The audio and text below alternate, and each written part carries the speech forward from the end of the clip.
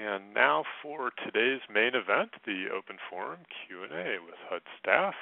This webinar is an opportunity for NSP grantees and partners to ask questions and solve NSP problems through discussion with the NSP program managers and your peers.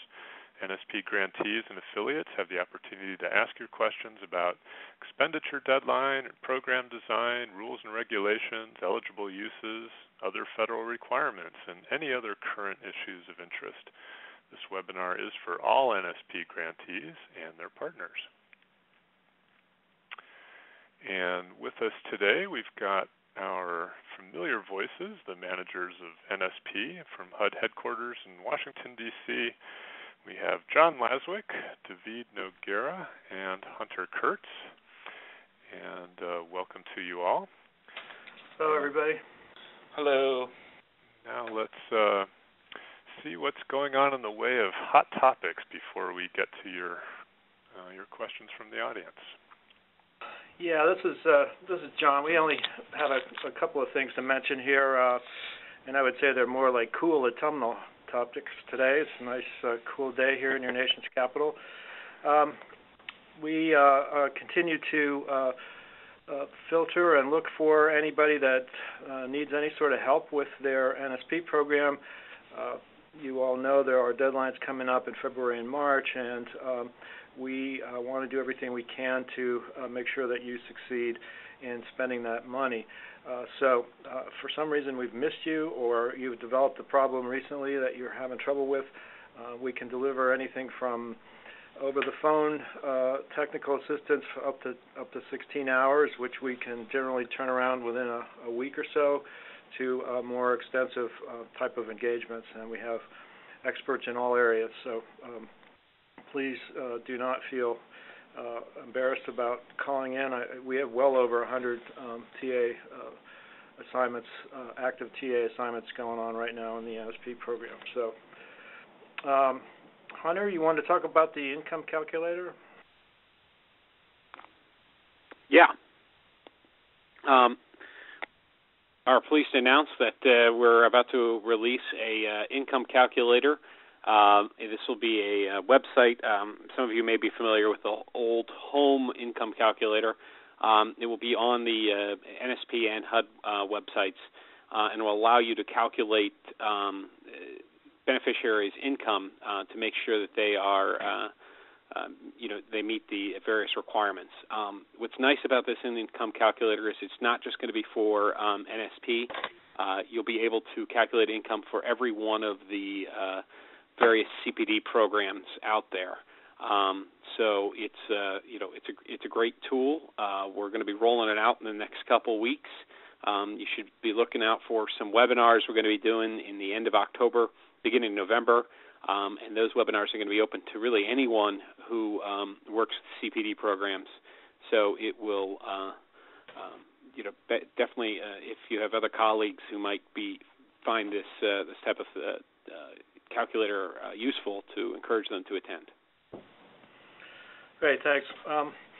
I know we've been saying this for a long time, but the closeout notice is working its way through the system. We have gone back with comments that went into departmental clearance about 4 to 6 weeks ago, and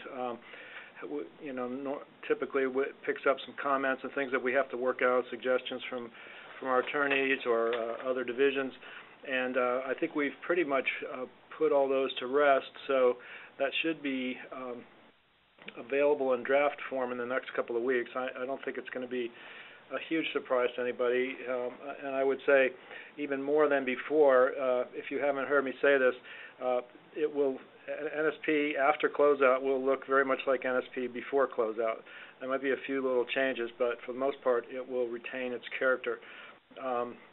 But keep in mind that you close out your grant after you've spent all the money in your line of credit and achieved a national objective with all the activities that you've done. So if you by the expenditure deadline, you may not have put a family in every house or apartment that you're renovating, but you have to do that by the closeout, and there is no deadline per se for closeouts. So you need to feel frantic about spending your money before the expenditure deadline next February or March, but you should not feel frantic about completing everything and making sure that everybody is fully housed and so forth. And that applies equally to the 25% set-aside. So, I mean, you have things to worry about, but we're trying to sort of make sure you're not worrying about things that you don't need to worry about. And then a number of people asked us about NSP4. We don't have any kind of funding for that, but we are starting a new NSP merchandise site just in time for the holidays. Ken says there's three shopping months left to Christmas, so we're going to have NSP logo wearing. I know some good stuff out there. I've got a couple of t-shirts myself from some of our grantees. We'll have autographed policy alerts. So we got to fund this thing somehow, folks. There's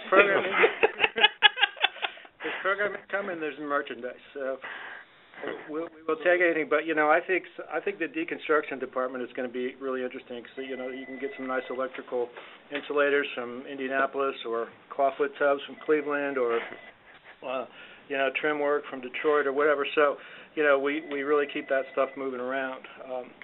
So you may want to submit your own suggestions, but we invite you to have an imaginary tour through our NSP store. So on that note of absurdity, back to serious business here. That's right. Get your orders in, and let me remind you, there's two ways to ask questions. We'd love your raised hands, and let me go to Dave and see if Dave's got a question here. Hi, Dave. Where are you calling Hey, guys. How you doing? Good. First of all, I'd like to have that autographed policy from John. That'd be nice. That's fine. All right. Go ahead.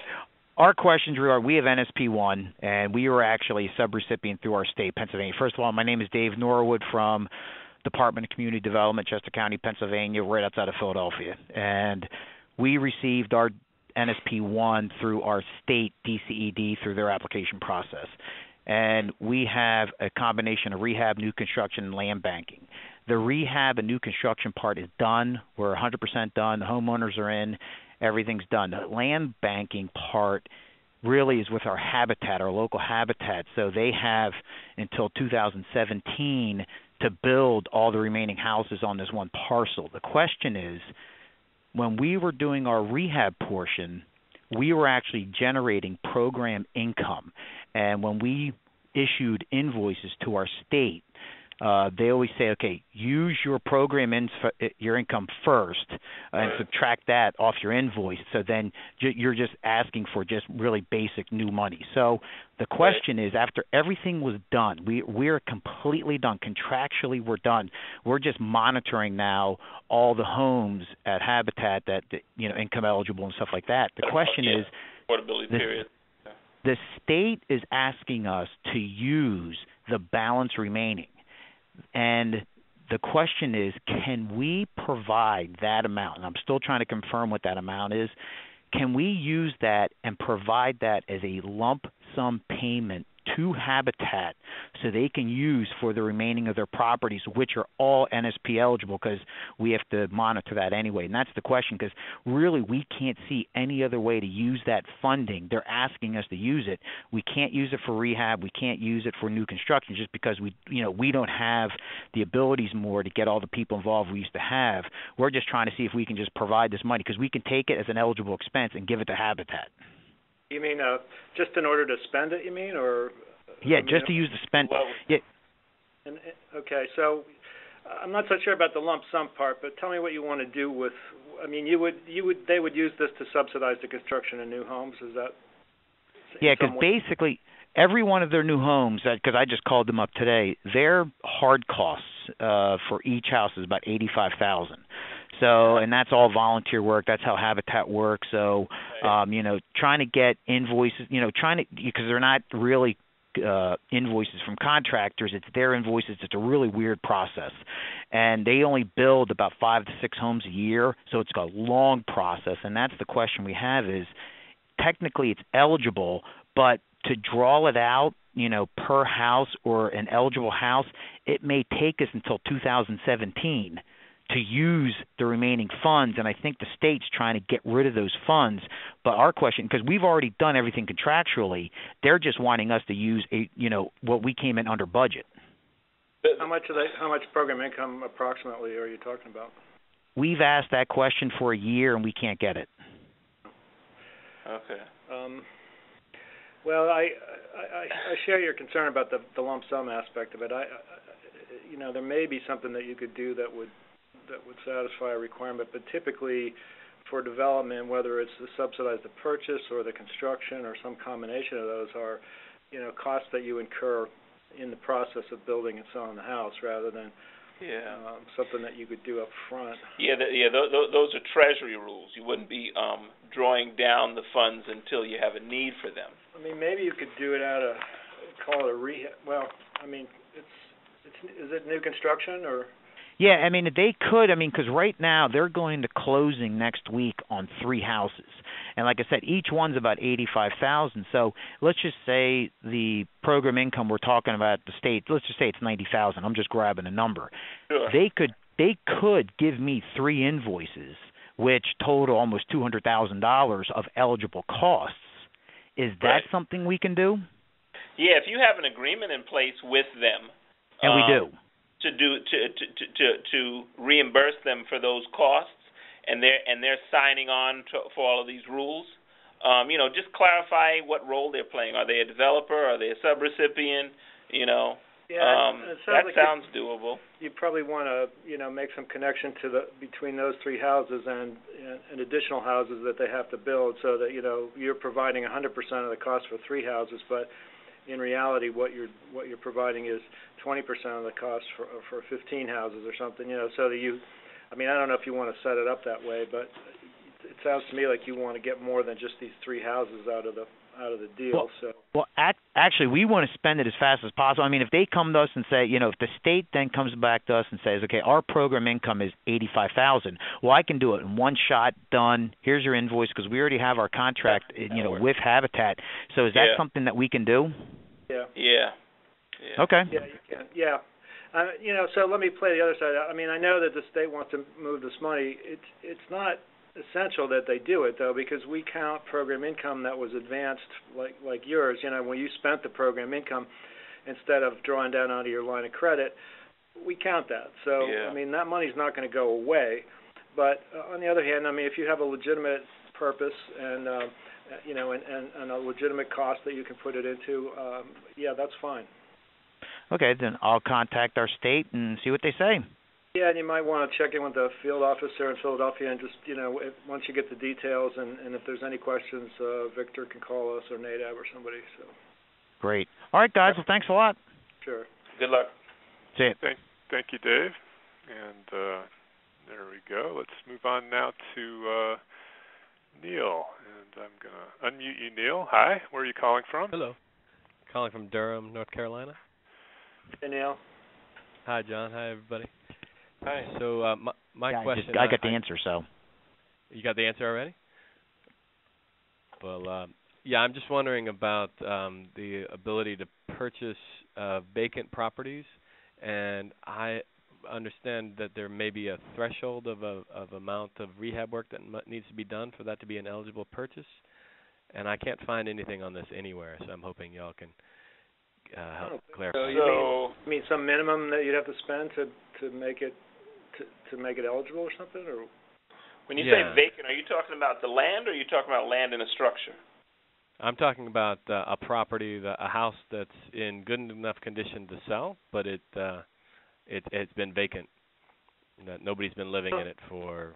It has a certificate of occupancy. There's one on it. Yeah, so this is a house that hasn't been occupied for a year, but it's for sale. But it is a livable unit. It has electricity, running water, that sort of thing. Yeah, okay. So it wouldn't necessarily need rehab work. No, that's fine. Are you a state, or are you a direct grantee, or are you a sub-grantee? We're a sub-grantee on NSP1 and a direct grantee on NSP2. Okay.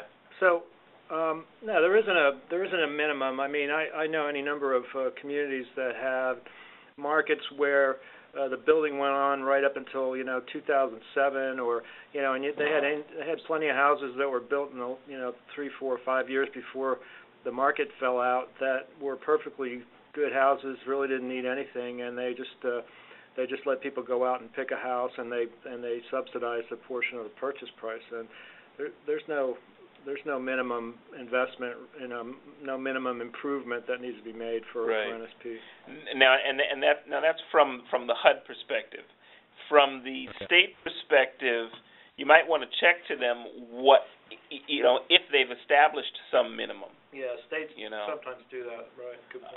Especially like now that many of them are pushing green principles, they might be looking for you to make some energy efficient improvements or something like that, low flow toilets, I don't know, that sort of thing.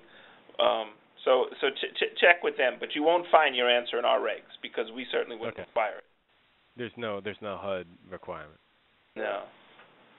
All right, well that's very helpful. Thank you. Good. Thank you, Neil. And next up we've got Wendy. Hi, Wendy. Hello, Wendy. Are you there? Perhaps you've muted yourself. Or perhaps you're not there. Let me come back to you in a little bit. Let's go to... who's up next? Looks like Laura. Hi, Laura. Are you there? Hey. I am. Good. Where are you calling from? I am from Kentucky, and I had written in a question, but I'll be glad to share it verbally. We are wondering if a nonprofit housing developer can use their NSP1 award to pay past due taxes that weren't paid as part of the acquisition of the unit. Generally, you can't do things retroactively according to the Office of Management and Budget. You do that when the taxes are still due when you purchased a house, and they're back taxes, and that's okay. But I'm not sure what. So why weren't they identified when you acquired the property? Good question, and I actually don't know. I received this request to ask earlier. Let me go through. The closing attorney who had originally closed the property, it just looks like it hadn't been identified at that point because it had closed in the middle of the year. So the actual taxes due weren't, it didn't appear as though anything was due. Yeah, so that would apply with what John was saying. Yeah, that should be okay. Yeah. We just don't want you to go back to 2007, Right, and say, the title company didn't find this, Well, even if they did, we'd want the title company to pay those. Right. Yeah, but that's a current requirement. It's a current invoice, even though the taxes are, from last year or whatever. So that's fine. Okay, great. Very good. Thank you, Laura. And let's go now to, let's see, Richard had some questions, and he says, I'm a service-disabled veteran-owned small business, approved with Fannie and Freddie to purchase REO properties. We've been following NSP since we were approved with them. From acquisition to rehab and disposition, he's wondering how we can get approved for NSP funds. He says he's from the state of California, which no longer has funds. And that's could be a little tough, but there is program income floating around out there. And the last I looked, California had earned quite a bit. Now they may have spent it all too, so I don't want to speak for them, but.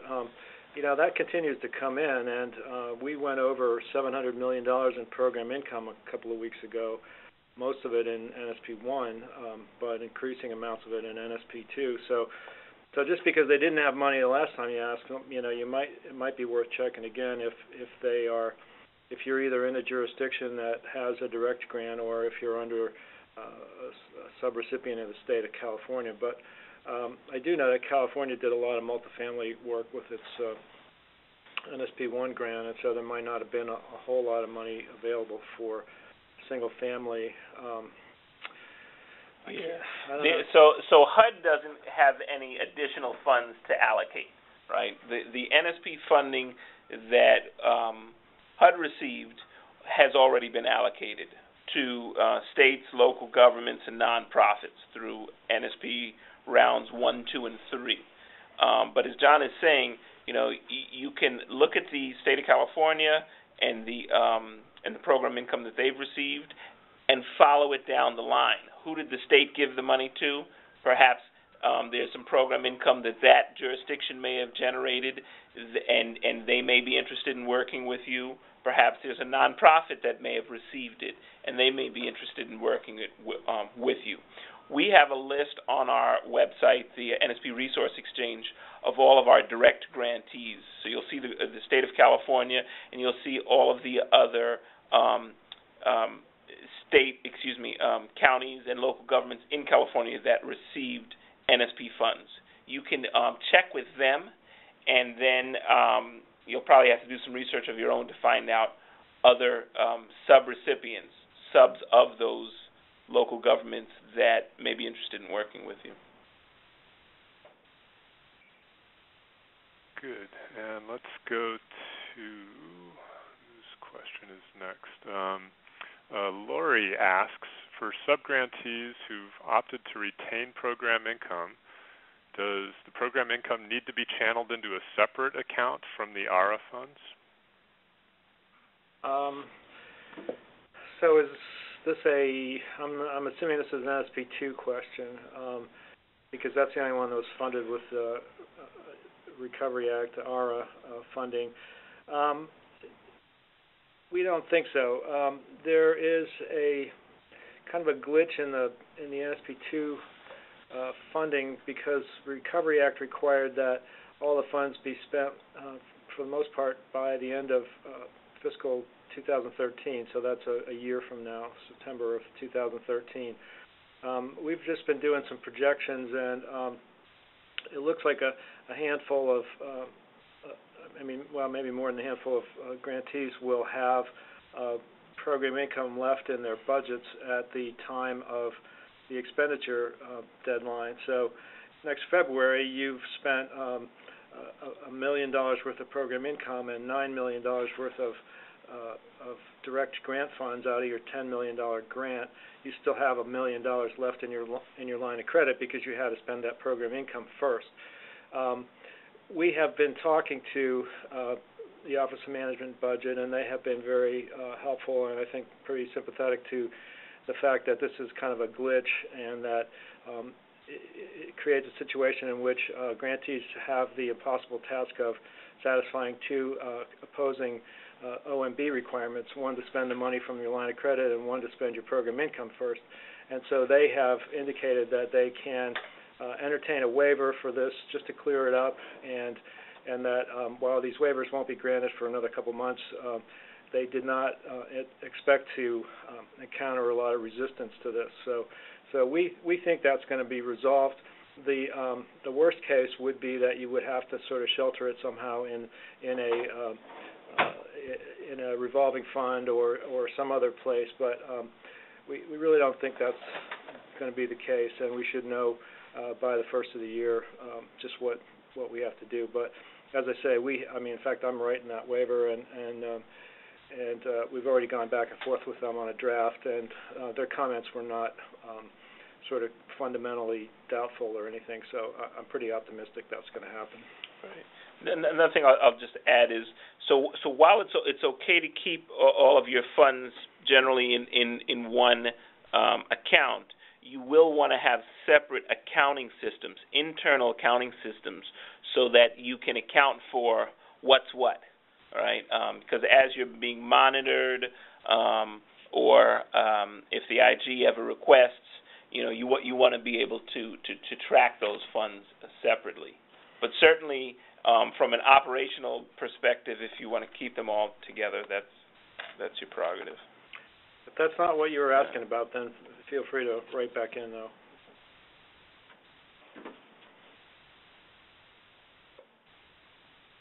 Let's go to Shanice, and I'll unmute you. Hi, Shanice. Hello, Shanice.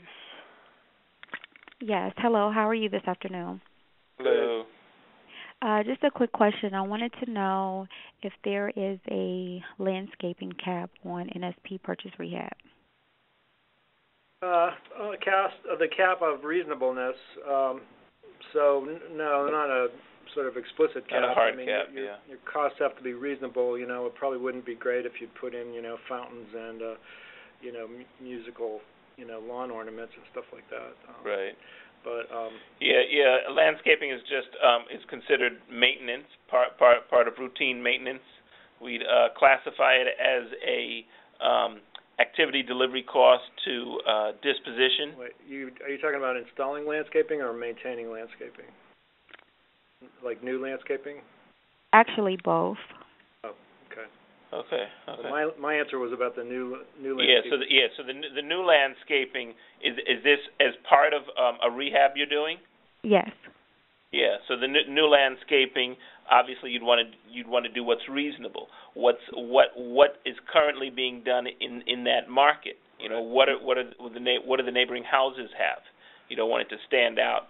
Well, yeah, and you don't want it to stand down either, because you don't want it to look like the worst house on the block. So we understand that in NSP, and we don't we don't limit you. I mean, except to say that you should be kind of doing what the neighbors are doing, more or less. But if that means you spend a little bit more than you're used to spending, that's okay. Yeah, and that would just be part of your rehab. On the other side, if you are holding a property waiting for it to sell, and you're having to cut the lawn and do any sort of routine maintenance, then that would be considered activity delivery to your disposition. And those should be, relatively minimal, but there's no specific number set for that. Now, those kind of costs can be paid from the grant, but then you're not allowed to charge them back to the buyer, so just be aware that the maintenance kind of cost. Right. Okay, great. Thank you. Does that make sense? Yes, thank you. Thanks, Shanice. And Robert's got his hand up here. Hi, Robert. Where are you calling from? Hey, how you doing? Good. Hello. Can you hear me? Yes. Yeah. Oh, okay. Look, I'm new, I'm with Macon, Georgia, the Economic and Community Development Department, and I'm new with NSP. Are y'all also addressing the quarterly reports? We can. We can try. Yeah. You have questions about them? Yes. Unfortunately, with my predecessor, I only got about a 30-minute turnover, and we just hit a few high points, and that was it. My first question is about vacant lots. We've got about 7 lots that were purchased, and 3 of them are on his list as being completed. The other 4 are not. Mm-hmm. But when I discussed them with our construction manager, he said that for now, this was the limit of our involvement with those lots, and that they should be at the completed stage. I know that when I work with IDIS, you do have acquisition only, but usually nothing is finished until you've got somebody living there. Yeah. Right. That's the same. Yeah, it would work the same way here. Right. So so you got a couple of questions there. One is, what does it really mean to be completed? So the way we define completed is occupied. So I don't know if any of those, 3 of those might be occupied, but if they're not occupied, they're not completed as far as your QPR or HUD is concerned. What's going to happen to those properties now? The ones that are not. From my limited involvement with them, my understanding is they're deposited with the land bank, right, and they're there for future use. Okay, and that's fine. So in DRGR, there should be an area where you can identify them as land banked properties, and those will basically stay on the books until until they come out of the land bank and are used for some eligible purpose. Right. And those would not have to be occupied, obviously. Yeah. So. Yeah. And Yeah, it is okay that if they've right. reached the end of their,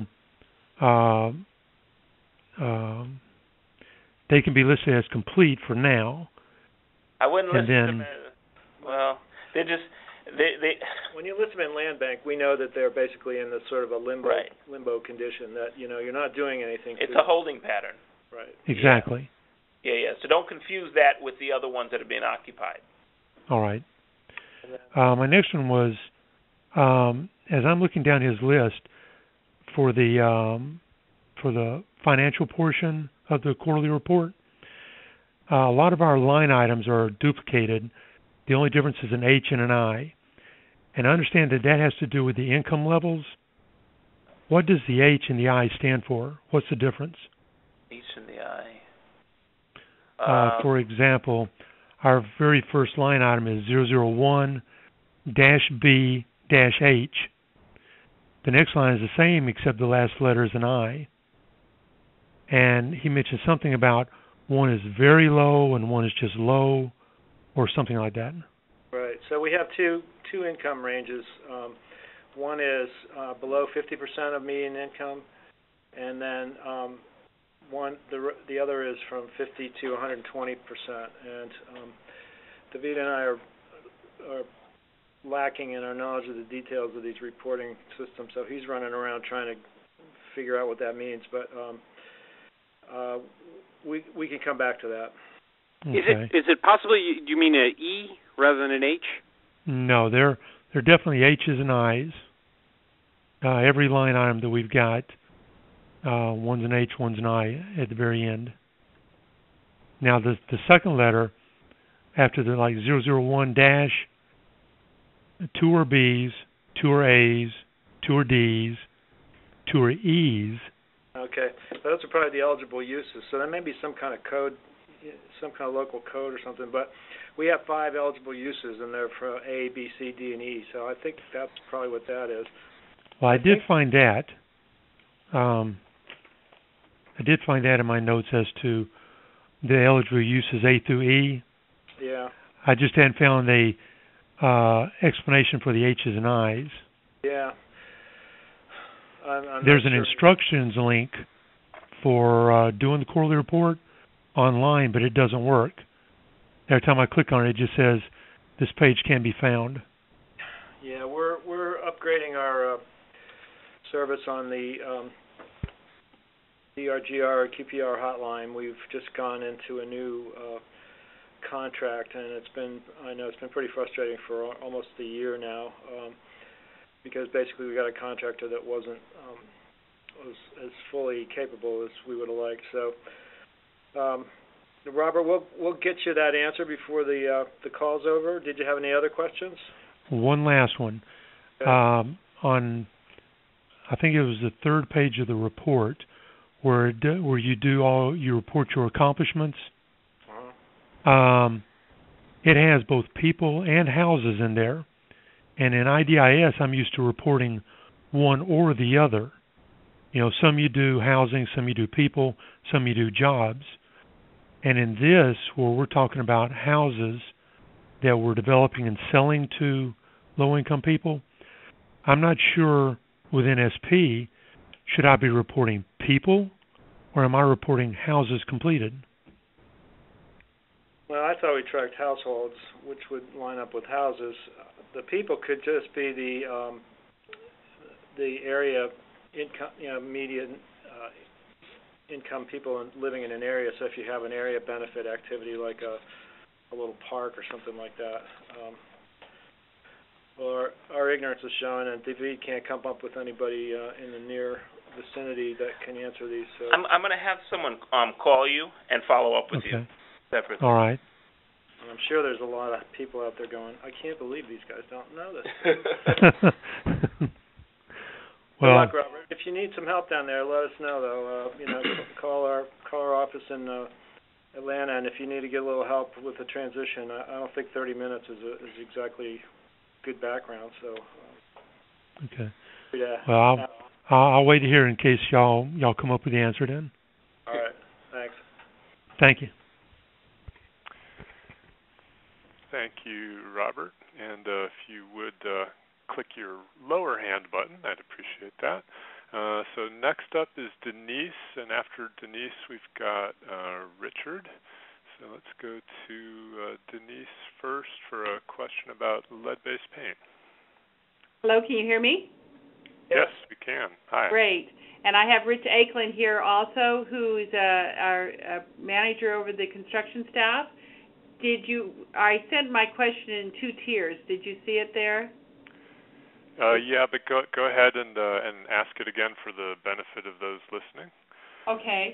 Our question is, we do single-family rehab for NSP properties, and we're not the grantee. We're a consultant, nonprofit consultant that works with a grantee, and they have us do their inspections, their bid tours, and oversee construction. So on the issue of lead-based paint for single-family homes, we have when we're doing rehab, we have them inspected by a certified lead inspector. Then the construction work is done by licensed general contractors who have their EPA-RRP certification. And when the work is completed, we have the property cleared by the lead-based certified inspector. Is that adequate, meet the provisions of NSP? Yeah, I think so. I mean, it's typically a sort of a tiered level of treatment. So if you're just doing a little bit of rehab, you probably don't have to do too much. But if you start getting up around $25,000 of rehab, you're doing kind of full remediation. Are you seeing some variation in the treatment based on the relative cost to the units, or are they all kind of the same? We do mostly major rehabs, and we're in California, and the work on these reconstructions is major, so it's all over $25,000. Okay, so you're doing the full tilt. Yes, everything. We're addressing all health and safety issues and some amenities to make it good for resale. That sounds good. Yeah. Yeah, I think the key is the before and after inspections, and the quality of the work that's being done in between. But you're catching that on the back end, so the inspector should be verifying that the work was done as required. Have you been having pretty good luck with that? Have you run into problems? No, but we sometimes get an interpretation that all the work has to be done by the lead certified person versus the RRP certified general contractors. Well, why don't maybe you could write that question into our Ask a Question line on the website just to verify that, because we're not the experts on lead-based paint, but we have people here that can answer that. Okay, you mean the HUD NSP helpline? Yes. Yeah. Yeah, typically the RRP, when a contractor deals with a rehab under the EPA RRP standards, he's not required to do a clearance.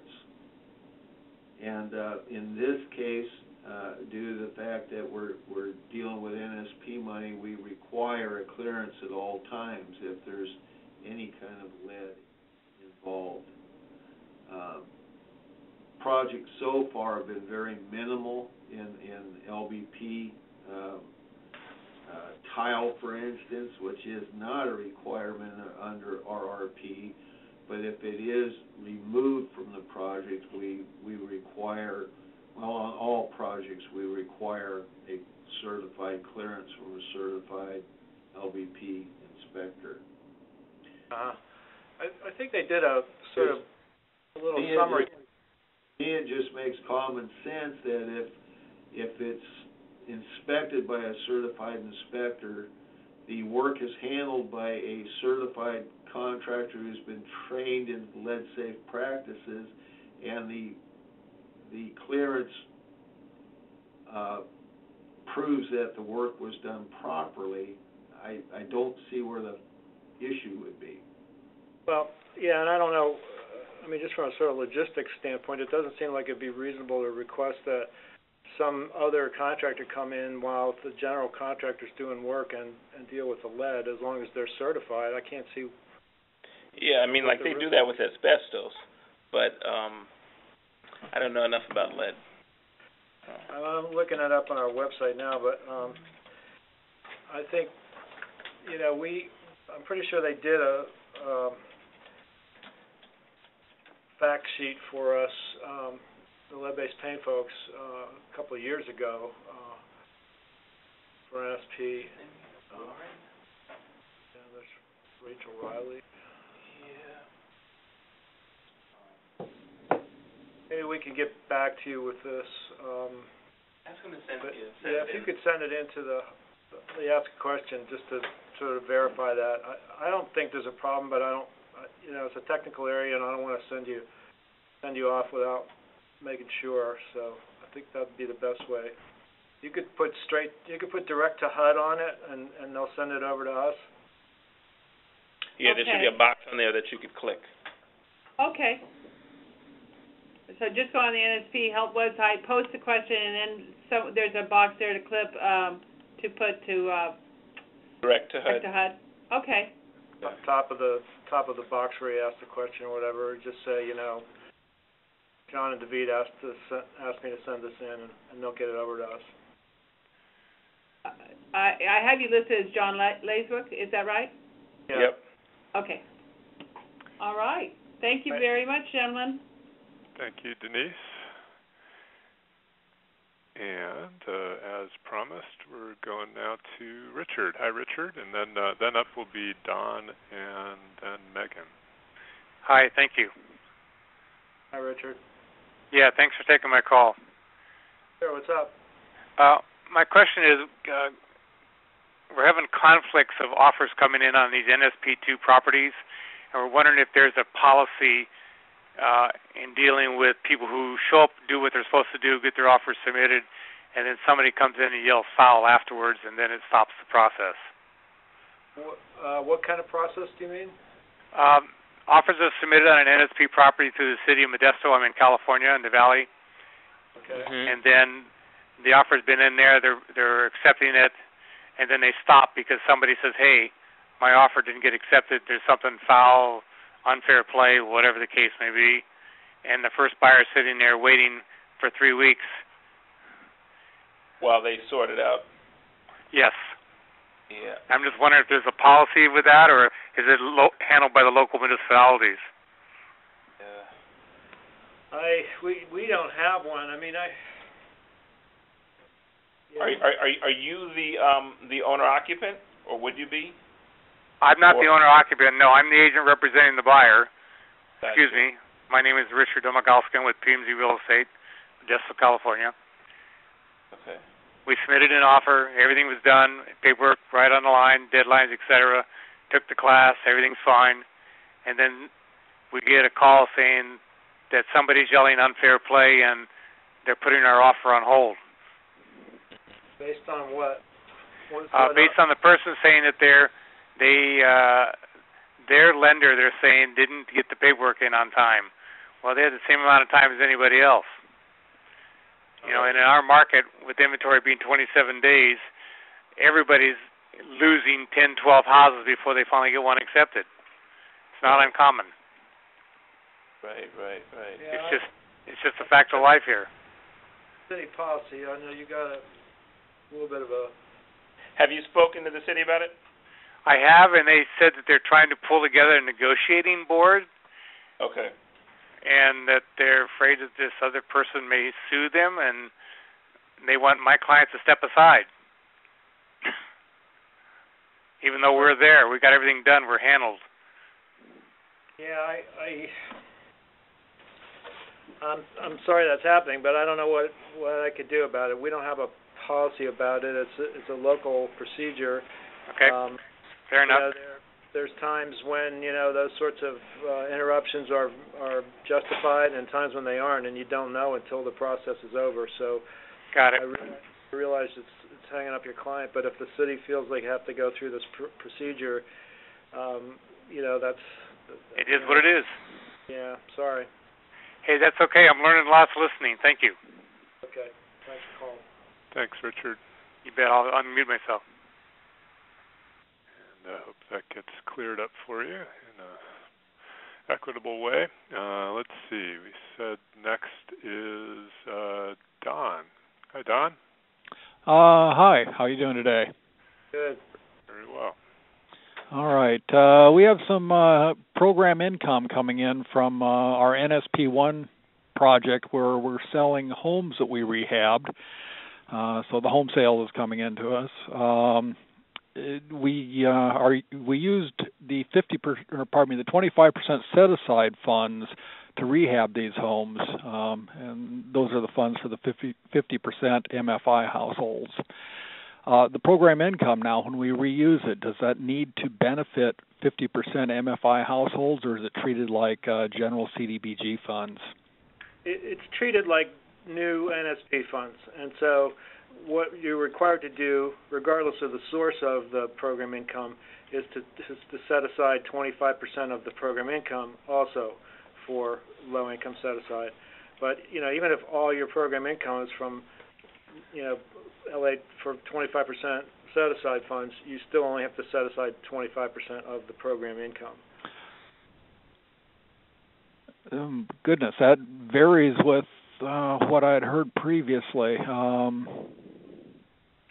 I was looking through some slides of a program income webinar that was on the HUD website, and that had indicated that when you get program income coming in from NSP, you didn't have to set aside 25% of that new program income for the very low-income households, but it wasn't clear on if the source came from a 25% set-aside project. So that seems different than what I'd seen previously. Well, the source of the funds does not dictate the use of the funds. Well, the source, yeah. So whether it was a 25% or a low-income set-aside project or not. Okay, so all NSP program income, all NSP1 program income is treated the same regardless of whether it came from a set-aside project or a non-set-aside project. Right. Okay. Now, there was a point at which NSP1 didn't have to pay, didn't have to set aside 25%, but of the program income. But that was changed in October of 2010 in the unified NSP1 NSP3 notice. So from any time from October 18th of 2010 forward, for NSP1 and 3, you have to spend 25% of your funds of your program income on set aside. NSP2 is still kind of up in the air because we haven't. The law was a little different, but it looks like we're going to be requiring that 25% to apply to also. The other, if it was a very recent webinar, there was some question about whether program income would have to be used for the set-aside after closeout, but that hasn't been decided yet. So, sometimes we put our latest, estimate of where things are going, but it's, they don't always go that way. But okay. But I'm positive that it has to be 25% of any program income that you get. Your safest bet is to look at the total universe. The allocation, you want to take 25%, and pretty much every dollar of program income you're bringing in, take 25% off the top. Okay. Good to know. All right. Thanks for calling. Thank you. Thanks, Don. And so now we've got Megan, then we're going to go to Wendy, and then Chris. So, Megan, you're first, and where are you calling from? Hi, I'm calling from Lake County, Illinois. Very good. What's your question? My question is if we are interested in acquiring a foreclosure property through the sheriff's sale process, how do we handle the logistics of verifying the 1% discount in the price and also the Tier 2 environmental review, but all prior to the auction? Considering that a lot of times the auction, you won't know like maybe a week in advance that it's up for auction. It's pretty tough, Megan. It's just the auction process and HUD environmental and discount requirements work at cross purposes, and it's very difficult to do that unless you can get the sheriff's sale to give you like a 10-day period to grace period, get an appraisal and see if you're below the appraised price and get your environmental done. I mean, you can do a preliminary environmental like a phase 1, step 1, hoping for the area. Yeah, hoping that it clears, and then you can get the site-specific piece in a couple of days. But mostly with sheriff's sales and any of these kind of auctions, it's like it's cash on the barrelhead. Yeah, buy as is. Right. So. Well, yeah, and I guess with the phase 2 environmental, the biggest concern obviously would be the SHPO, the historic preservation letter. Right. That sometimes takes 3 or 4 weeks for a return response. Sure. Right. And so. I wish I could be more optimistic, but it's just from what I've heard, it's just so hard to do it that most people are just not going that route. Yeah. Okay. And so there couldn't be any presumption of affordability or anything like that in the sense that we could set almost like a maximum of how much we would pay and then drop out of the auction after we reach that point. Well, I mean. That'll get you past that requirement. But not the environmental. Right. Yeah. Yeah. I mean, okay. If you're really sure that it's probably if you got a house that's in a decent neighborhood and there's nobody else has had any environmental issues and so forth. I mean, you could take the risk, and advance the funds. But if for some reason it falls through, then you'd have to reimburse. I mean, you wouldn't be able to draw the NSP funds to reimburse yourself, and so.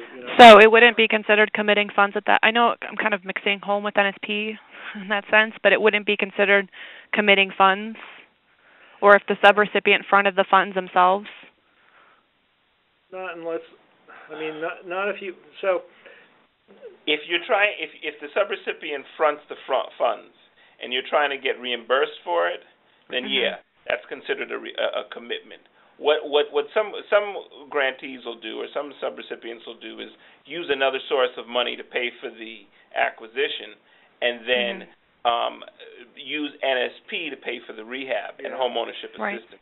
Yeah, that's the way to go. Except that you still can't assure yourself of the price. But if you had an appraisal done, if you use another pot of money. Yeah, if you had an appraisal done, well, that's true. Yeah. So if you use city funds for the acquisition, then you don't have a 1% discount requirement there, and then you can do the environmental when you want to, and you just do the environmental on the rehab only, and then you get your money back for the purchase price when you sell the home. So, I mean, that's about the best way I can think of to meet the requirements, but it still kind of puts you on, it puts the county out there a little bit, taking a bit of risk. If something falls apart, you may be holding a property you're not interested in keeping forever. So. Okay. Thank you very much. Sure. Good luck. Thanks. Thank you, Megan. And as promised, let's go back to Wendy. Hi, Wendy. Hi, good afternoon. I am in Lake Worth, Florida with Adopt a Family, and we're an NSP2 sub-grantee who developed rental housing for primarily the LH25 residents. Yeah. We did lease, however, to 3 LMMI households during the lease-up period. One of those households is vacating. They're leaving the area. Can we now lease that to an LH25 household, which would help our 25% set-aside? I think so. What you have to do when you're going that route is then maintain that unit for 25% set-aside for the rest of the affordability period. Okay, so if we convert it over to an LH25, it has to remain that way. Right. Yeah. I mean, that's true whether you do it at the beginning or not, but I can't think, well, how long has it been occupied? 3 months. You can always make it more restrictive, you just can't make it less restrictive. Yeah, I think so, but you would have to, I mean, this is true for all the set-aside units, is that they have to stay set-aside units. So I don't think there's a reason that you couldn't switch it over, but you won't be able to switch it back. Okay, and we can use that if we convert it, we can use it towards meeting our 25%, correct? I think so, yeah. Okay. All right, thank you. Thanks, Wendy. So, boy, good questions today. Got a lot more of them coming in. And just remind you that this webinar is being recorded and will be archived on the Resource Exchange website. So coming up now, we've got Chris and then Angela, and then we'll take it from there. So Chris first. Hi, Chris. Hi, Chris. Chris P. with a multifamily question. Hello? Hi. Hi, sorry. I thought this was a written question. The question is, if it's a code requirement for NSP1, are amenities such as a clubhouse, a park lot, picnic shelter allowed to be paid from NSP1? So this is a multifamily project, and these are entities that are going to benefit the residents only? Right. It's for the and they're, I think, code required too. Right. Yeah, those are okay. And in fact, I don't know. I think they're okay in NSP 2 and 3, frankly, because they're improvements for housing. They're not. It's an incidental. Right. It's not a neighborhood benefit. It's related to the housing. So. Right. Much like a tot lot or paving the parking lot. Right. So, yeah, I mean, they should be reasonable, and I know that those of you from the home program are probably getting nervous at this answer, but I mean, we have allowed this more, and I know that other programs are tighter on laundry facilities and clubhouses and that sort of thing, and they shouldn't be exorbitant, but they can be put in place. I think the issue we've had, the questions we've had are around the equipment that you put in those centers, which is generally not eligible, no matter. So. Right. So you could use that to build it, but you've got to use another source of funds to put stuff in it. If it's fixtures, it's probably okay, but anything, chairs, no. If you got a movie, maybe there's a cinema or something in there, or playground set, that's in the ground, that would be okay. So. Well, I thought though for NSP 2 and 3, would these be considered on the same footing as swimming pools? Like if you had the they rule is wouldn't. very specific to swimming pools. Okay. Yeah, swimming pools is laid out in the regs. And it's only NSP 2, so. Okay. Yeah, but if you have an NSP 2 project, forget about doing anything with a swimming pool. So you say swimming pools is only for NSP 2, not for NSP 3? Right. That's what our attorneys just told us recently. So yeah. Okay. I know it's been a problem area, and people have maybe stayed away from it a little bit. Swimming pools and skate parks, right? Yeah, but the clubhouse, that should be. That should be like a community center. It shouldn't be too luxurious. These things should be reasonable, but they're not prohibited. Okay. All right. Thank you. Okay. Thanks, Chris. Okay. That's Chris from Jamaica, Detroit. Jamaica, Southfield, Michigan. He's a friend of ours. Very good. Who do we have? Angela is up next, and then, let's see, then Jack, and then Jose. So here comes Angela. Hi, Angela. Hello. Hi. Oh, hi. I thought I'd read my question in. Sorry. My question is about the 10% admin that you earn from program income. We've set up a revolving loan fund for our subrecipients. So we're basically just getting a monthly report of the program income that they receive, but they're also accounting for 10% admin. So how do we set that up with the revolving loan fund? I guess the question is that a separate account that we set up? Because we're wondering how are we supposed to have them spend that 10% first before they draw from their actual admin account from the grant funds?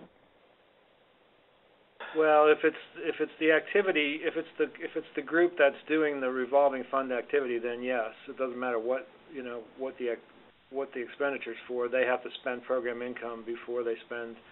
Unless it's a revolving. But it's set up as a revolving loan fund, not a program income account. All right, but I mean, you still have to spend it if it's in the account. You still have to spend it first. If it's being used for that activity. Right. So, what you're saying, like if they've sent us in a separate admin reimbursement. How was their admin paid for previously? We actually have an activity set up for them for admin. Right. Yeah, well, I think you want to have that activity, but you're only going to have a budget for it, So they're going to spend their admin funds at a different rate than they spend their program funds, most likely. And so if they have to spend, if they get program income into a revolving fund for the activity that the fund is for, and they have, let's say they get $20,000 of program income. The next they get a bill for rehab for $25,000. They have to spend that $20,000 on the rehab. Now, they got $20,000 of program income. They got a $2,000 credit, you might say, or an allowance for that. But that doesn't necessarily get spent. That's not going to get spent at the same time. So you would just have a budget for that, and they would, accumulate a 10%, allowance, but only expend it when they have the need for it. If it would help, we could have someone walk you through it over the phone. Yeah, we've had TA, and no one seems to be able to give us a clear answer on how to account for that. Is it a matter of just raising the original admin budget and not creating a separate activity in the RLF? If they have their if that amount, I wouldn't mix it up with the RLF. If their amount is exclusively theirs, then yeah, that's fine. I mean, you could have a separate new one, or you could just add it on to the original one. Because we've got any number of grantees that are going to end up the expenditures not having expended the full 10% of admin. They're going to continue to get program income. They will be allowed to use more admin, and they may want to use it later in the program as the program costs go down, the project costs go down, but the monitoring costs continue, and sort of push that admin back towards the very end of the program until they close out. And you just, it's all going to, you're going to have a total amount of money, your grant plus your program income, and so 10% of that is going to be your allowance.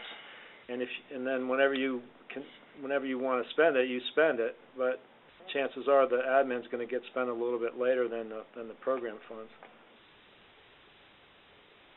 But if you want to maybe write in to the resource exchange and ask for some TA or I know you said you had some TA. I'd be happy to talk to you about it and see if we could get you some help offline. Okay, sounds good. Yeah, we'll have our email addresses are posted at the end of this. So. Okay, thank you. Thanks, Angela. And next up is who did I say? Jack. Let's go to Jack. Hi, Jack. Hello. This is Jack Ray from the city of St. Paul. Work for the Human Rights and Equal Economic Opportunity. Okay. And what's your question? Well, I work on Section 3 matters, and I was wondering if there is a community of learning or any other type of group that is ongoing that looks at Section 3 and both with NSP and broader Section 3 requirement for other HUD funds. And I was particularly thinking about the 10 cities that got grants this year for hiring Section 3 administrators, and if there's any kind of process for them getting together with other Section 3 administrators and coordinators around the country to share information on Section 3. I'm not aware of it, but it's a great idea. Did you get? Yeah. Were you one of those cities?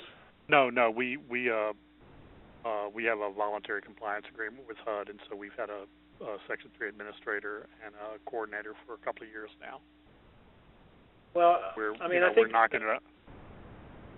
Yeah, I think that area, Section 3, has been a little confusing for people, and we have a handbook that we put together, kind of a manual for how to do Section 3 that you can get on our resource exchange.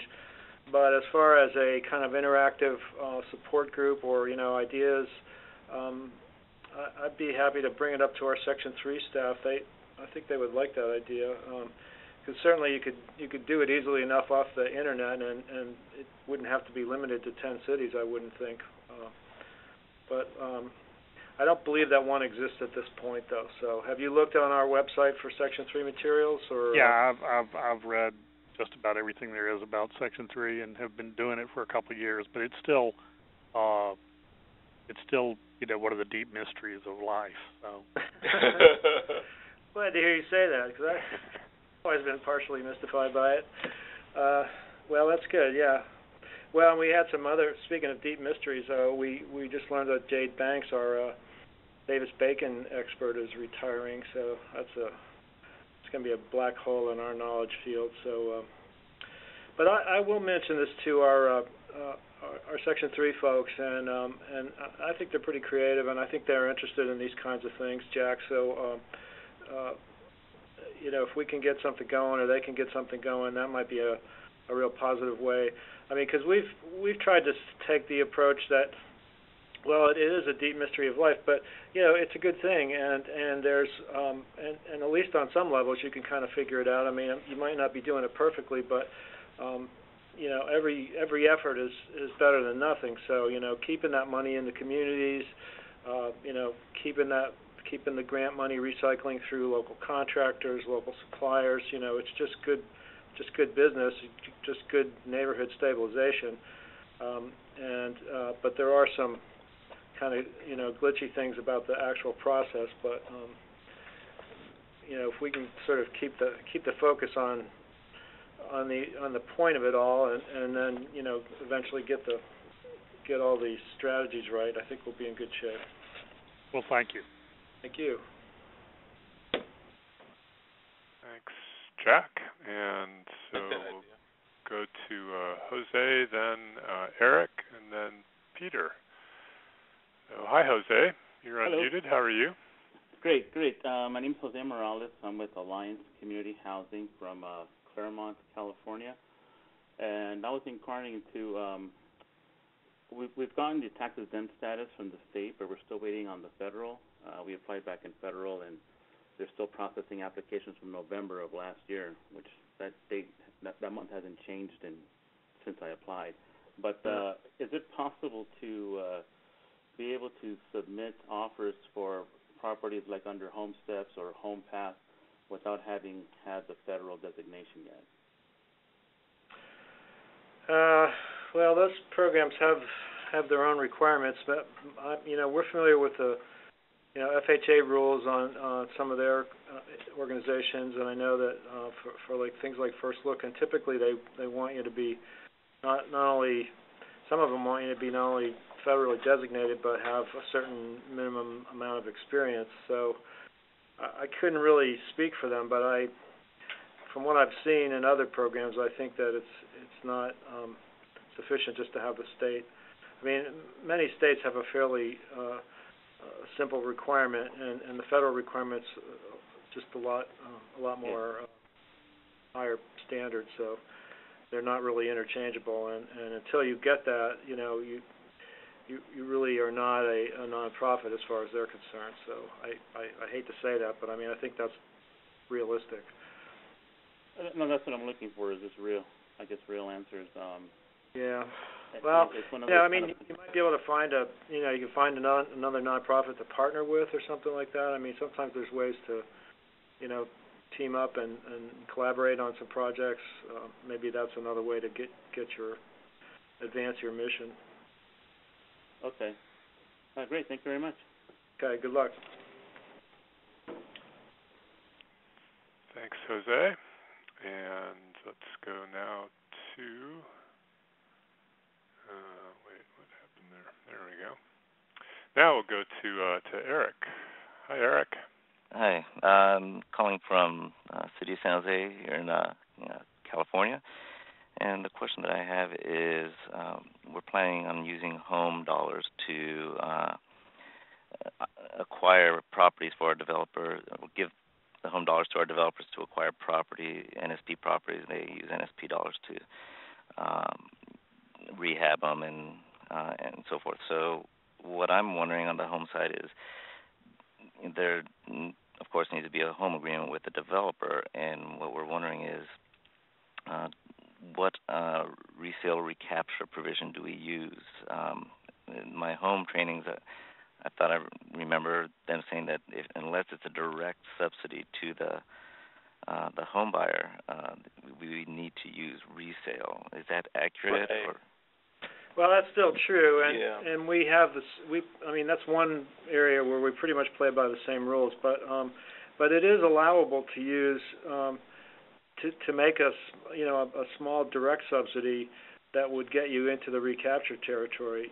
On top of a development subsidy that is above and beyond the fair market value. So it's not. Right. So you can sort of get yourself into the recapture mode by make a grant for closing costs or something like that. Oh, I see. So we would say grant home dollars to the developer. Be careful of tripping the subsidy layering requirement. If you've used 100% of home funds to develop the property, then you really wouldn't have additional funds in there to subsidize the property, right? The only extra support you could offer would be either buying down the interest rate on the mortgage, paying for closing costs, or something like that. But you will have to then work within the home income restrictions, for example. Right. So anytime you're combining the sources of funds, you are buying into the more restrictive rules, whatever they are. So now in the case of recapture resale, they're the same, but you'll only be able to go up to 80% of median if you combine them. So I mean, if not all your houses break out that way, you might instead of subsidizing 10 houses, 50% NSP, 50% home, you might want to do 5 houses, 100% NSP, and 5 houses, 100% home, just to give yourself a little more flexibility on the income mix. Yeah, I mean, with the cost of the homes here in our area, we couldn't subsidize 100% of the acquisition with just home. It would have to be home and NSP dollars. Okay. So that's why. And so when, of course, there's not a home buyer yet at the very start. So in the agreement with the developer, do we use resale or recapture, or can it be either one? Yeah. Well, as long as, I mean, you would use recapture if you're using NSP for a second mortgage, for down payment assistance, something that the home buyer would be on the hook for. Yeah, something they directly benefit from. Right. Yeah. Eventually, there would be a loan to the home buyer with NSP dollars. Right. And that would restrict the home buyer. But I'm. Are you saying that all of the funds that you put up to develop the property would be paid back to you through a takeout mortgage? Well, when the developer's done rehabbing it and they sell to an income qualified home buyer, that those funds would return to home and NSP. Okay, and would So I mean the reason that so then you could put a lot. If you really didn't want to use resale, then you'd have to pay for some closing costs or something in order to provide some direct subsidy. Yeah, the reason that you have to use the resale on a development subsidy only basis is there's nothing to recapture. Right. So what you have to do is create a loan or something, grant, could be, forgivable loan, whatever that can be recaptured on an early sale. Right. Or you wouldn't have to the mortgage that the takeout mortgage that the home buyer uses to buy the property wouldn't have to reflect all of the costs. You could leave some money in the deal. All right. That could be the form of your takeout of your recapture. If you'd like some help, please let us know. Okay, and via email and your email address. Yeah, and there's you could write in for assistance, request assistance on the website, and we turn those around every week. So great. We could probably get you somebody to call you over the phone, talk you through the options, and just handle it that way. And those go really fast. So are you a subrecipient of the state, or you didn't get your own money, did you? No, I'm with the PJ. We get direct home dollars and NSP. But where do you get your NSP money from? HUD. I suppose I'm more on the home side than the NSP side. That's fine. Yeah. Okay. Maybe you got your own money. Yeah. All right. Well, it's supposed to be California Day on the. Thank you. All right. Good luck. Thanks, Derek. So let's move on to Peter, and then Albert, and then Robert. Develop? Yeah, residential. Hi, Peter. No, it's Ober Construction. Well, it's Ober. Hello, Peter. All over. Peter. Are you ready to talk to us? No, I'm not on the phone, dude. Yes, you are. All Hello. right. So do you have an NSP2 question? Yes. Okay, we're ready for you. Where are you calling from? All right. I'm calling from Dayton, Ohio. I did some demolition under our NSP2 cap, demolished 5 properties in particular. Those 5 now vacant lots have become part of a subsequent development project, and the developer has reimbursed us for the cost of our demolition. Is that demolition considered, those reimbursed funds considered program income? Yeah.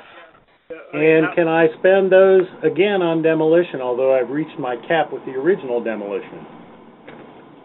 Is NSP 2 or 3? 2. NSP2. Yeah, we were just talking about this yesterday. What did we decide? The cap. I think we decided you need to come back to. So you've already hit your limit. Yes. Well, you can put a request in to send it into Columbus. They send it to us. We're turning them around in a couple of weeks. So, but you do need to go through that process if you've reached your limit. Okay. Pretty simple. You just, the requests that we've seen are coming in on a 1 to 1.5 page letter that just talks a bit about the market conditions. That's what the why you're doing more demo than you anticipated. The law right. requires Okay. that we justify it based on market conditions. We have not turned down any requests so far. So they're mainly coming in from the Upper Midwest. So we're not using that as a reason to say no, but it is a requirement in the legislation. Okay, well, it seems pretty straightforward then. Thank you. Yeah. Thanks, Peter. And that brings us around to Albert. Hi, Albert. Hello, and thank you for taking my call. And I just want to say hi to John and David and thank you for stopping by Orlando. We enjoy having you guys over here. Yeah, we we got downtown too in Albert. Hey, I'm glad to hear that. Convention center or something like that. I had a show. I show real downtown, and it's nice too. Oh, great. I'm glad you did, and well, I hope you come again. I just want to ask you a couple of questions about NSP3.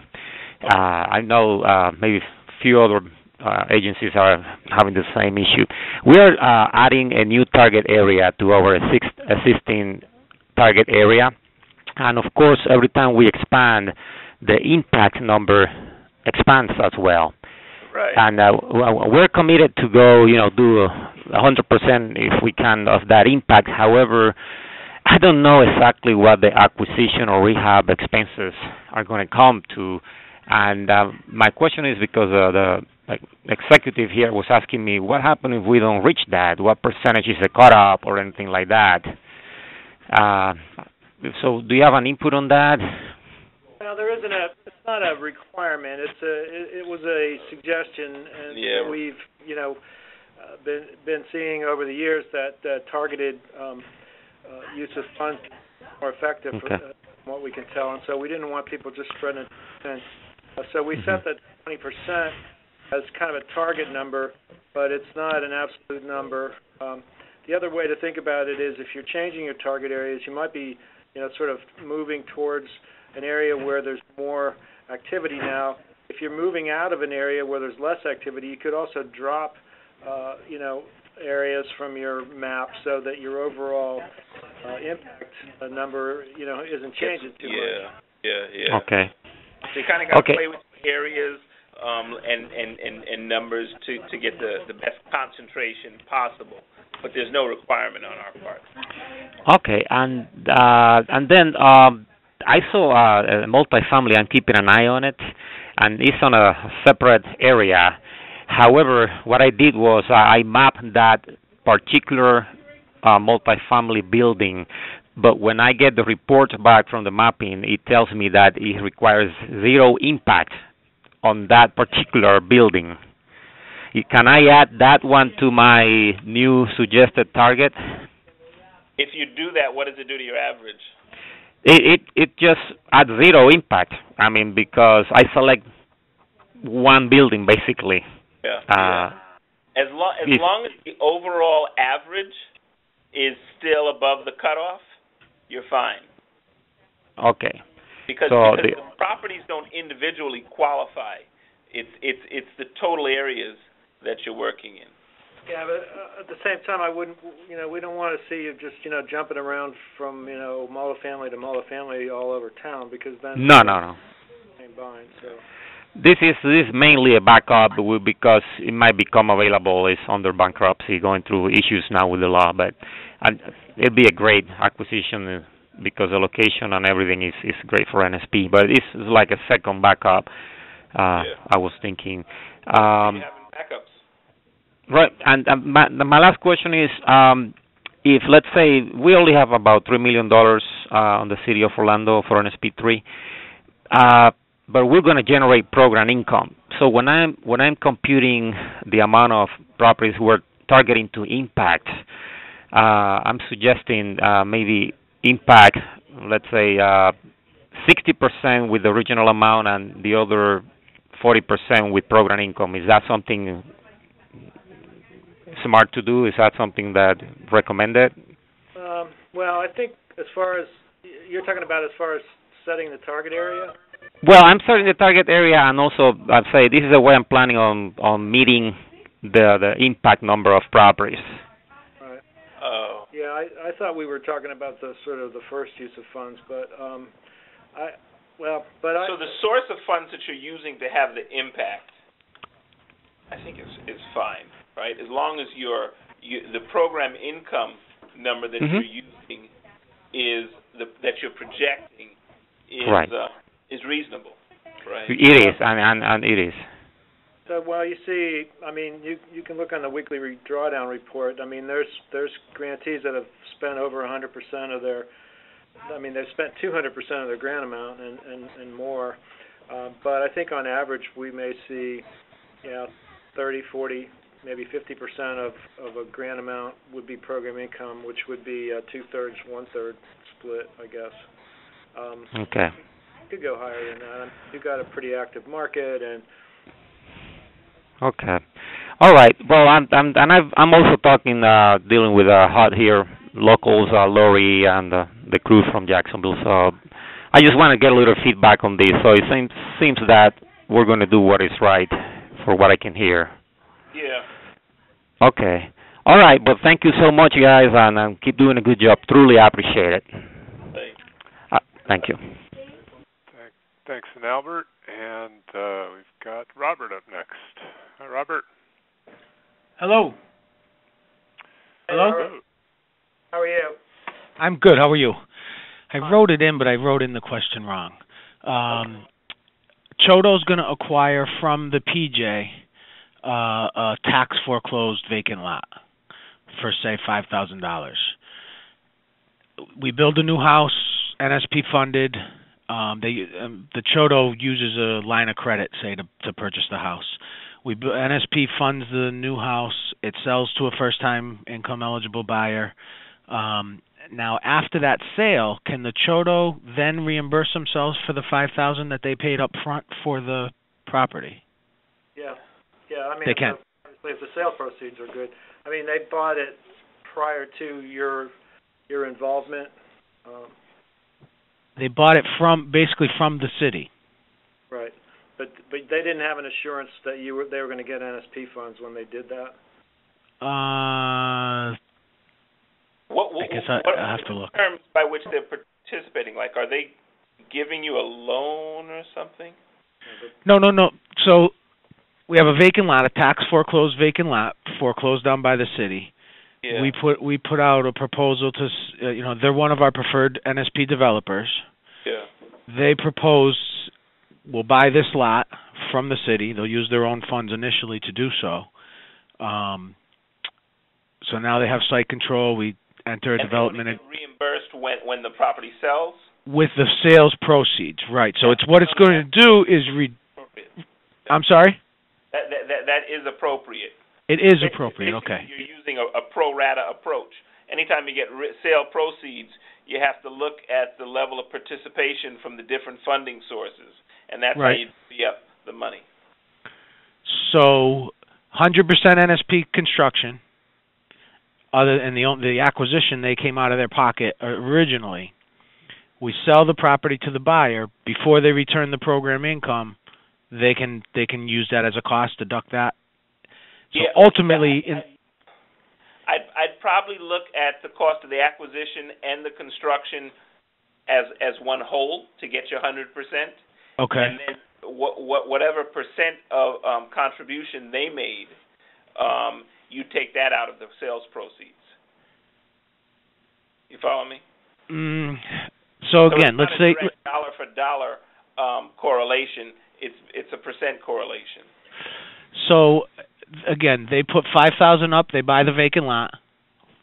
The property costs $95,000 to build, and that's funded with NSP money. Yeah, so then they get 5% of the proceeds. Just 5% of the proceeds. Here's what they'd like to do. They would like to then, and they're going to return. They return all the program income after their costs are covered, the soft costs and the hard costs. So say it sells for $100, they've got $20,000 in soft costs. They'd like one of their soft costs to be that $5,000, that initial acquisition, which is going to reduce the program income coming back to the city. I guess.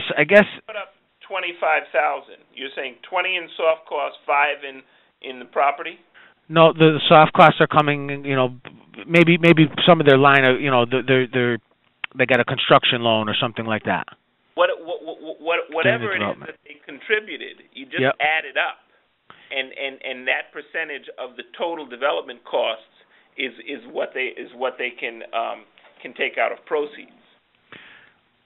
I guess. Okay. I guess they're just if they said I hired a roofer and he put a roof on and they give me a requisition for $8,000 and I reimburse them for $8,000. They can't be. It's not a direct relationship, and you kind of get yourself in trouble, I think, when you do a direct dollar-for-dollar relationship, because the proceeds aren't necessarily going to be a one-for-one ratio based on what you put into it. Just because you put $100,000 into the deal to complete it doesn't mean you're going to receive $100,000 back. Absolutely. Right. That's why I say use a percentage approach rather than the dollar for dollar approach. I guess I think the rule I'm concerned about is that we can't use You can't use NSP. Me as the grantee, the city can't use NSP to buy a property from ourselves, or we can't fund the Chodo. We're not supposed to give them $5,000 to buy it from us. After the fact is when they want to try to do it. That's fine. Does that get me around that rule? Yes. It does. Yeah. Well, I mean, you can buy it from yourself. You just can only charge transaction costs. So if that's less than $5,000, then you can't charge $5,000. Okay. Charge. Yeah, you're basically not using your NSP funds to reimburse yourself for the acquisition cost. You're using sales proceeds. Okay, and that's the argument. I just, in a big picture, I can't see it. It's all generated basically by the NSP. So I just had a hard time kind of wrapping my head around that. But okay. Right. I'm not 100% sure. I'm trying to look it up here, but I don't think I'm going to get there fast enough. Is whether if they made that expenditure first, whether that's subject to the pro rata rule. So there is a program income policy alert that we wrote last summer. Maybe you want to take a look at that and see from July 2011. On the Resource Exchange? Yeah. So you're saying pro rata versus dollar for dollar? Well, it's like if it's reimbursing them for their costs as opposed to splitting the profit. Gotcha. So I can't remember for sure if there's a difference. The problem is he's not just talking about the acquisition costs. He's talking about the soft costs as well. Right, and I think the soft costs are okay when they do an environmental pro rata approach. Well, you mean they're not looking to share any proceeds as far as profits. It's a nonprofit. There'll be some overhead, and the Chodo is acting as a developer. There'll be a small developer fee. Other than that, they're just being reimbursed on their costs, and so after the sale, they're including that acquisition as a cost. Now, up front, I know I'm not allowed to use that acquisition as a cost. What I'm wondering is, at the back end, can we reimburse them for that $5,000? Yeah, I want to talk to Paul. We'll see if Paul Webster's in, and maybe we can get an update before the call's over. Terrific. Thank you, gentlemen. Okay. Have a great day. Take care. Bye now. Thanks, Robert. And it's possible that the end of this session could be sooner rather than later. At the moment, I see no more questions, but let me give folks just another moment or two. We do have another one coming in here, and let me also remind you that we've got some upcoming NSP webinars scheduled. These are actually not on the website yet, but a couple open forums, and I know there will be other things in between, including the income calculator webinars that Hunter talked about earlier. So these are just some of what's coming up that you may be interested in. And Leslie asks, will the rules on recapture apply equally to administrative funds as they will to program funds? So administrative funds are not divvied up. Right. The expenditure deadline applies to 100% of the grant, right? So if you received a $10 million grant, then when we reach the expenditure deadlines, we'll be looking for an amount equal to $10 million to be spent at that point in time, not $9 million, right? But the full $10 million. So while you are working with $10 million to administer your grant, what that means then is that you have to generate enough program income. If you're not going to spend all of your admin funds by the deadline, you're going to have to generate enough program income funds that you can spend before the deadline in order to get past that threshold. I hope that's clear.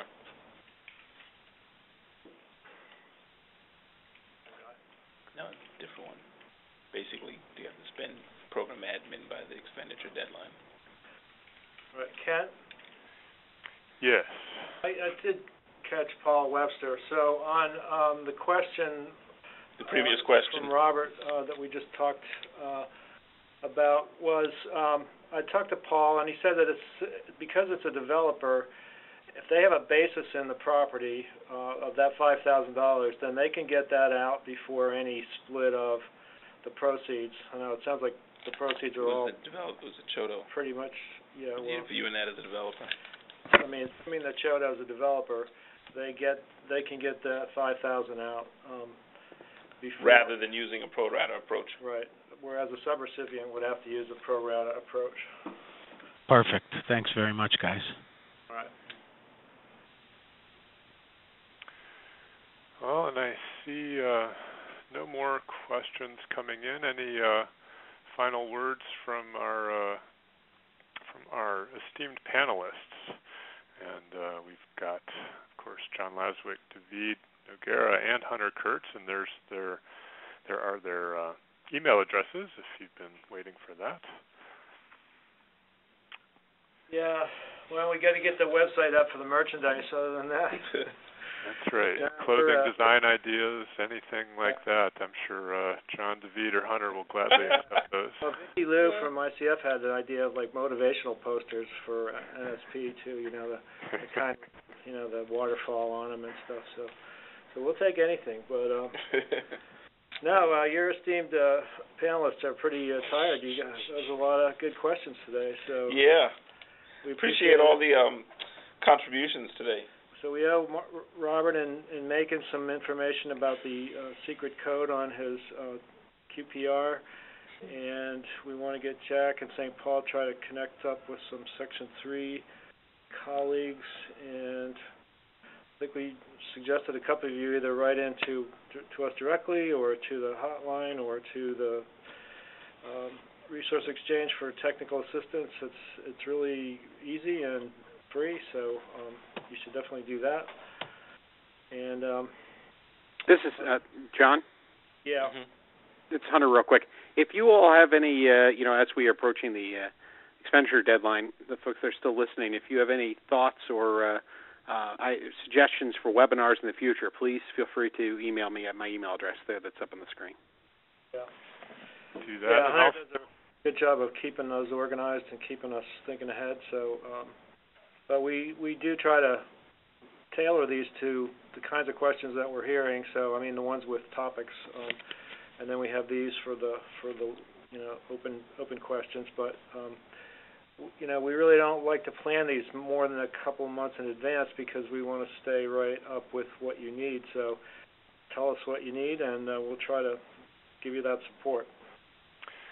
And another spot to do that would be or to provide suggestions for webinars is when you leave this webinar, you'll be taken automatically to a SurveyMonkey page, and just a couple minutes of your time would be appreciated there to answer those questions, and especially any written comments or ideas you've got.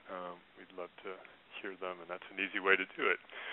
So thanks again to John, David, and Hunter, and to all of you with your great questions, and we look forward to seeing you again soon on another NSP webinar.